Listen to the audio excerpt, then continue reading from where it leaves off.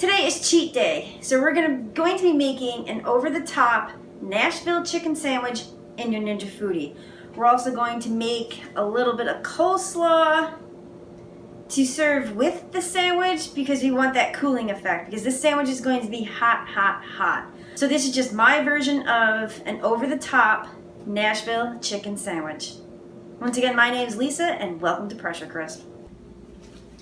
To get started, you're going to be needing some chicken breast, or you can use chicken thighs. It can be boneless, it can be bone-in, any way that you want to do it. We're just going to go ahead and marinate a chicken breast. Actually, this is like 3 pieces in here. I took the chicken breast like I did in my other videos, and you're going to cut it this way to thin it out, or you can flatten it with a mallet. I like to cut it in half because today's chicken breast is like, they're ginormous. So to me it's just easier to slice them in half, and then you usually end up with 2 pieces. I happen to have 3, so we're going to be marinating 3 pieces of chicken breast. I have it in a Ziploc bag. And what you're going to need, I'm using buttermilk. I'm just going to give it a shake. And I'm just going to do this by eye. It's probably like a half a cup to a cup of buttermilk. That's probably a cup of buttermilk right there. I'm also going to use some hot sauce. I just have Frank's Red Hot in the house. You can use whatever kind that you want. And we're just going to shake it in there. Probably like a tablespoon of some type of hot sauce. I'm also going to put in, this is 2 tablespoons. I would use anywhere from 1 to 2 tablespoons of pickle juice. There you go. So what I'm going to do is just take the air out of this bag, and always double bag what chicken you are brining / marinating. That's what it looks like right there. And you want this chicken, you can marinate it for an hour. I've marinated chicken in buttermilk overnight, sometimes a day and a half, and it comes out fine. So I'm just going to pop this in the fridge, and we're going to get started on that coleslaw. To start this slaw, we're going to be using red cabbage as well as green regular cabbage. So what I'm going to do is start chopping this up. You're going to cut through. Make sure you have a good sharp knife and fingers are out of the way. Goodness gracious. Whew. That's a dense head. So I'm going to do is leave this one here. I'm going to put this one off to the side. I picked these up from a friend, once again, at work. He has a garden and he brings these to work and sells them. So I know this is farm fresh. And you're just going to cut out that center core, just like that. And yes, my neighbor is mowing the lawn right now, so if you hear that, I apologize. I'll try to edit it out. Then all you're going to do, you're just going to take your knife, oops, and you're just going to just try to get them as thin as you can, because you want this in like long strands. And you're just going to do it. There we go. Just put it in a bowl. Try to separate it. If some of the pieces seem too big, or if they're like thick like this, I would probably take these out, or you can chop these up. Let me see. Put this over here. Look at that. There we go. This is great. I'm only going to use a quarter of that head of coleslaw. What I am going to do is chop these just to add a little bit of extra character to the coleslaw. And we're just going to pop this in. Or I could have reserved that and used that like in a stir fry, or the egg roll bowl recipe that, I'm not sure if I put that out or not. But egg roll bowl, awesome. So that's just a quarter of a cabbage. And the cabbage probably weighed anywhere between 3 to 4 pounds. And we're going to do the same thing with this one. Ugh. There we go. Put this off to the side. There. And you're just going to cut that piece out. Put it in the trash. Put it in the compost pile. Do whatever you wish to do with those end pieces. Once again, try to cut these in shreds like this. Once again, be careful. Also, what I'm going to do probably with some of this cabbage, I'm going to end up pickling some of this because I know I'm going to be making fish tacos in the not so distant future. And the pickled cabbage is fantastic on a fish taco. Just gonna go ahead, take that, make sure there's no big pieces that you need to chop up. But this looks pretty good. There we go. I really enjoy like the contrast in colors. I think a colorful dish, I mean, it's more appealing to the eye. And you also want to have a more colorful dish. I think it's more healthy, even though today's kind of like a cheat day because it's Nashville chicken sandwich day. I'm gonna take this, chop it up just a bit, toss that in. We're also going to be taking a carrot, and we're actually going to grate it by hand. You can use a food processor if you have one, but we're just going to do this quickly. So I'm just going to go ahead and do this, and so you don't have to suffer through this, I'm going to shut the camera off. This is looking fantastic, and a fly just went by. Oh my god. Okay, I'm going to have to shut the camera off and go get that guy. Okay, don't worry, I got the fly. So once again, I added a carrot. Just do it by eye. That was a large carrot, and I didn't even use the whole thing. Once again, I want the carrot in here for color, because look at that. I mean, look, that's beautiful on its own, just like that. If you want more carrot, go ahead and shred up the rest of it. But I think this is perfect. Magnificent. We're going to put this off to the side, and now we're going to be making the sauce for the coleslaw. I hope I have enough mayo, because I just ran out, so I might have to end up using my Japanese mayo, but maybe not. Hold on a second. That's about almost a cup right there. So I think I am going to make it. There we go. To this, you're just going to go ahead and add like a tablespoon of Dijon mustard. You're also going to add some fresh ground pepper. Probably like a half a teaspoon. You're also going to take a pinch of salt. Like a half a teaspoon of salt. And this time, we're going to be using some apple cider vinegar. Maybe like a teaspoon of apple cider. Then we'll go from there and see how thick this sauce is. Apple cider vinegar has a nice bite to it, and that's what I want with this particular sauce. And you're just gonna whisk this together until you like your consistency. Once again, I hope this coleslaw cools down this sandwich a bit. Take a taste. Excellent. Woo! You can really taste that apple cider come through. So what I'm going to do is just push this stuff off to the side. And let me get a clean spatula. Here's our coleslaw. Put the spatula in the sink. And we're just going to pour this coleslaw sauce right over the top. Now, sometimes, like I had buttermilk in the house. You can actually add some buttermilk to this if you wanted to.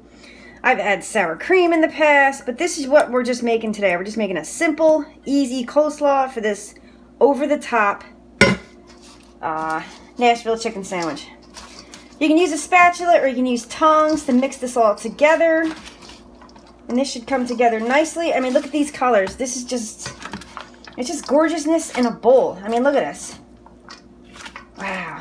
Now, what's going to happen, unfortunately, the carrot and the red cabbage are actually going to bleed through. And you're going to see how that, it's going to color or discolor the whole coleslaw. But it's going to be delicious. It's going to look awesome. And this is coming together so, so nice. I hope this is enough mayonnaise. Might have to add a bit more mayonnaise. I was hoping to get by with that.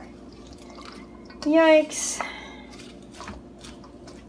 All right, let's give it a taste. Really good. I think it is going to need a bit more mayonnaise, so I'm going to have to go ahead and add the Japanese mayo because I am out of Hellmann's. I thought I had another one in the cabinet, and I don't, unfortunately. So this is a bit dry. I want this to be a bit creamy, so I'm going to go ahead and add a little bit more mayo to this. We're going to be making the sauce next, the hot, usually it's made with oil, but we're going to be using 2 fats to make this sauce. So I'm going to go ahead and turn the Ninja Foodi on. We're going to hit sear saute, it's on high, and we're just going to hit start. So this is warming up. It really hasn't even warmed up yet. As you can see, I touched it. But we are going to go ahead and add, this is going to be 4 tablespoons of butter.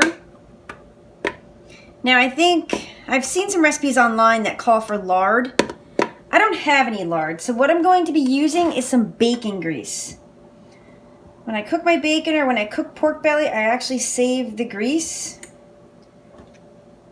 And we're just going to go ahead and add some of that grease slash fat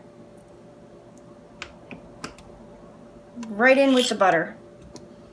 So that's probably, it's a couple tablespoons, like 2 to 3 tablespoons of bacon grease.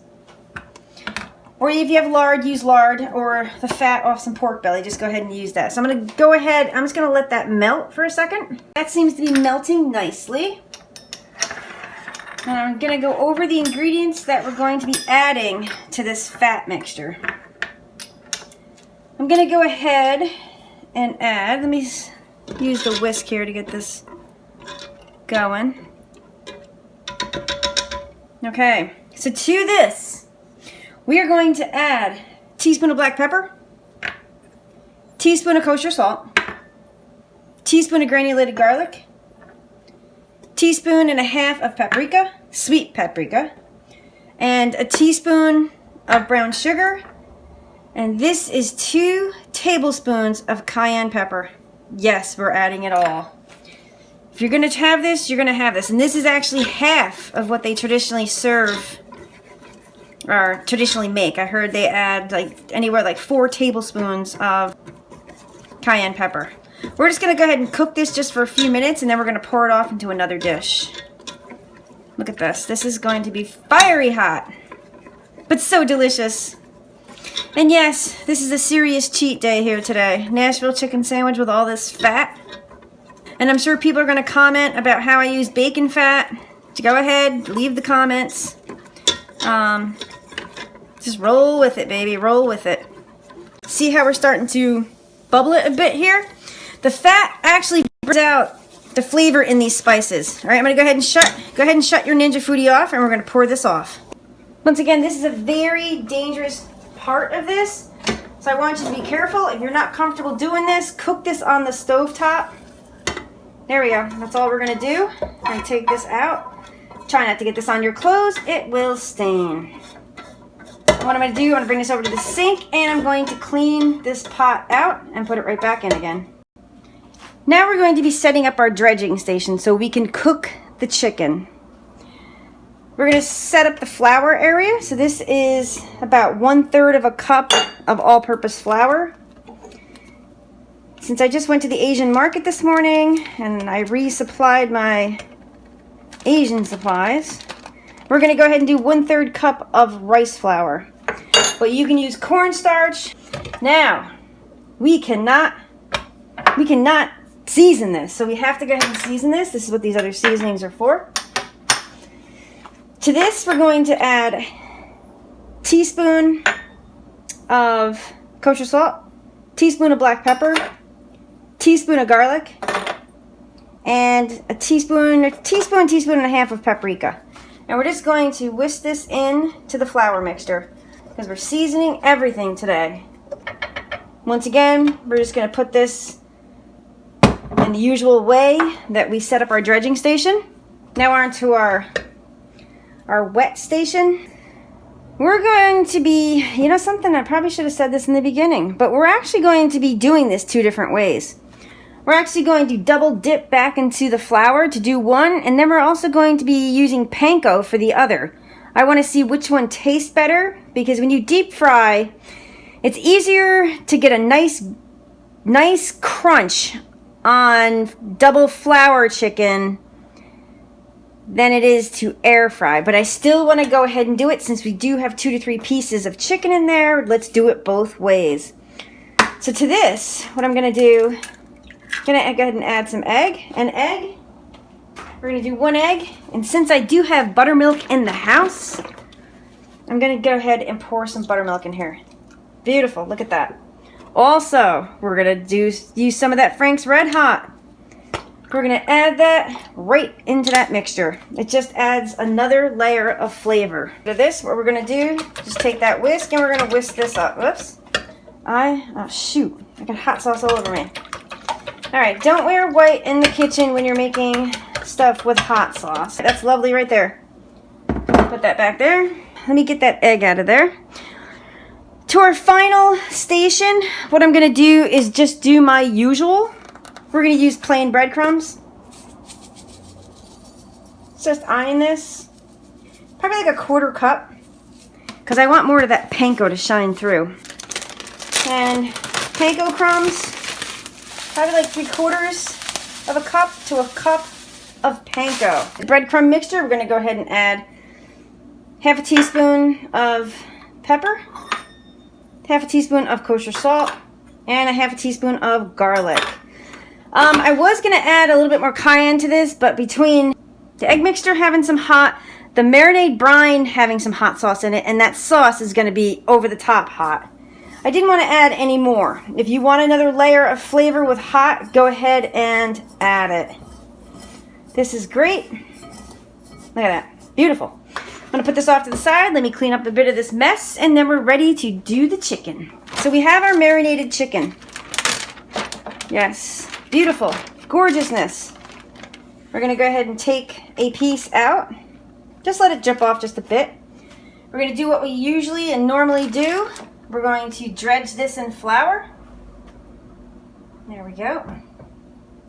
Press down a little bit so we get a lot of flour on this guy. This first piece, we're just gonna double dip in the flour. And I'm just trying to get all flour into the crevices. So we're just gonna do a side-by-side comparison. Now we're gonna take that chicken and put it right into the egg buttermilk mixture. Make sure you coat all the flour, because if there's any part that is not coated, the flour is not gonna stick. Go put it right back into this flour mixture. And yes, you're gonna make a bit of a mess, but that is A-okay. That's what cooking's all about. Getting your hands dirty, getting in there, making good, delicious food. All right, let me get this. Trying to get it all coated with flour. I'm trying to think, I probably should have added more flour to this. But you know something? We're gonna make this work. There we go. Okay, I'm done with that, so I'm gonna go ahead and place that chicken right there. I'm gonna go into the bag. Let me shake this just a bit. We should be able to make it with that remaining flour. All right, here's another piece of chicken. We're just gonna dip this into the flour mixture. I can smell the hot sauce. This is gonna be out of this world. It's sticking to my fingers. Yikes. All right, it's coated. Shake off the excess. Put it right into the buttermilk mixture. There we go. Let it drip off a bit. Then you go right into the panko. Coat this guy real good. Now you're gonna try to keep a dry hand. I don't want to say clean and dirty. We're gonna use a dry hand and a wet hand. So this is our wet hand and this is my dry hand. You go ahead and try to do this. It's so hard left-handed, especially when you're not left-handed. You're gonna press those crumbs right into this chicken. Look at this. Sheer deliciousness and gorgeousness. Yeah, baby. And you can see the paprika shining through. Look at that. My hand's a mess. I'm just gonna pick this bag up and put this piece of chicken right here. So this is the double dipped in flour, and these are the 2 in panko. We're going to take oil, use the oil of your choice that you want to use, and spray these chicken breasts. Gonna go ahead and flip. And spray the other side.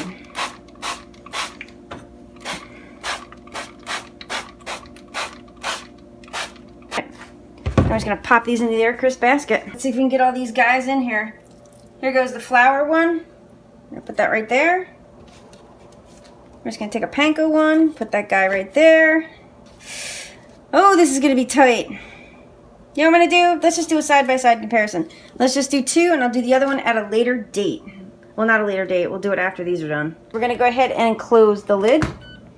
We're going to select Air Crisp up at the 400 and press start.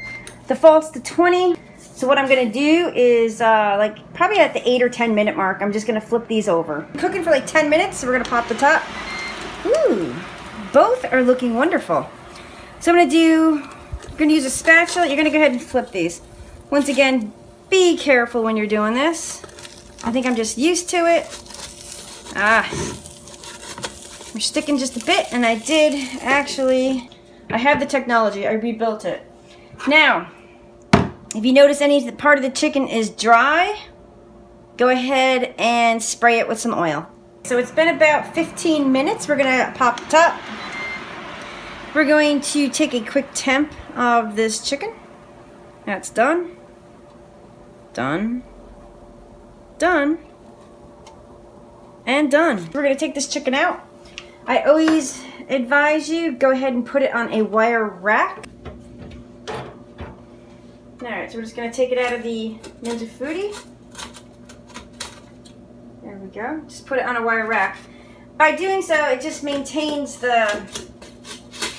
It doesn't like... what am I trying to say here?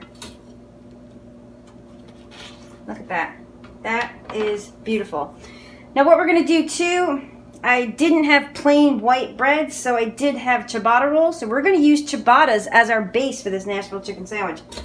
Since there's so much fat into the glaze, I'm not going to put anything on that bread. We're just going to air crisp it for a few minutes just to brown it up a bit. Just go ahead and close your lid. There's still 5 minutes left on the clock. The Ninja Foodi will start automatically. Let's check on the rolls. Okay. These are ready. I'm going to go ahead and take these out, and we're going to plate this up, and we're going to do one of those taste tests. Go ahead. Before I actually make these sandwiches, I do want to show you, let me get this out of the way. I do want to show you how these came out. This is the flour, the double dip flour, and this is the panko. That's what they look like. To start, what we're going to do is, I'm going to take that hot sauce, and we're going to paint these chicken. Look at that. Oh my. Let me see if I can get a close-up of that for you. Oh yeah, look at that gorgeousness. So all you're going to do is you're going to take this hot sauce that we made. Let me go off to the side. And we're just going to paint this chicken with the hot fat. Because basically it's, well, hot and spice fat. And there's a ton of fat. This is not low calorie. Alright, look at that. Beautiful. Let me push that chicken back. Actually, let's do one at a time. Alright, there's this one. Let me tip that forward just a bit. So what we're going to do, look at that center. There we go. Okay. What we're going to do, now you don't have to do this. This is just my version of this sandwich. Well, it's an open face sandwich, so this can be very difficult probably to eat. We're going to take some of that coleslaw. Yes, drip it all over your counter. You're going to take some of that fantastic coleslaw and just put it right on top of there. Then you're going to take that chicken. Pick that guy right up. Let's see if we can get it here. Oops, got a nice view of my arm. And we're going to take that and put that right on top of that. Look at that. That's freaking amazing. Grab some more paper towels because this is all over my hands. By the time we get done, we're going to be whole roll of paper towels. The other thing we're going to do, we're going to grab 2 pickles. I'm just using a bamboo skewer. It's a bit tall. I'd probably cut this down a bit, but that's what we have to work with, and that's what it looks like. I'm going to go ahead and do the other one. Yes, these are over-the-top Nashville chicken sandwiches.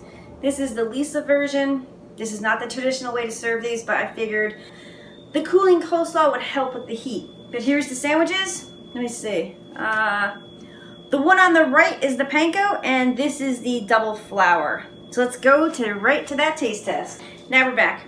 I'm going to try the double dipped flour one first. That's traditionally how you do it when you deep fry these. I wanted to try it both ways, the panko, and let's give this a whirl. I'm ready for the heat, people.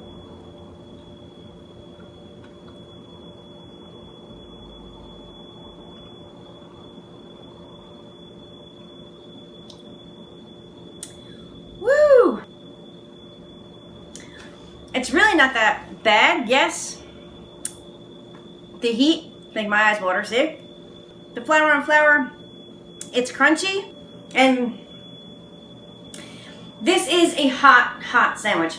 So if you're not into hot and spicy, I wouldn't make this sandwich, but it's really good. Let's go over to the panko one. It's hot. All right, let's take a bite of this one.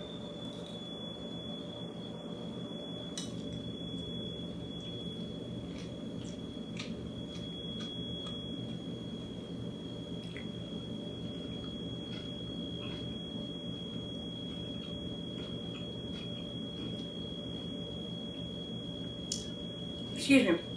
This one's crunchier. I'd actually make them either way, but I do find this one's crunchier, but that one's more traditional. They're both excellent, and they're both fiery hot. Woo!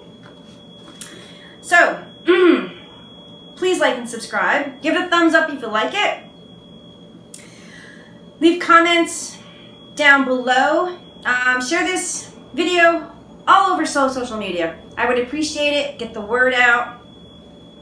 And I need to go take something to cool this mouth down. So thank you so much for watching, and I appreciate everybody watching my videos. Take care.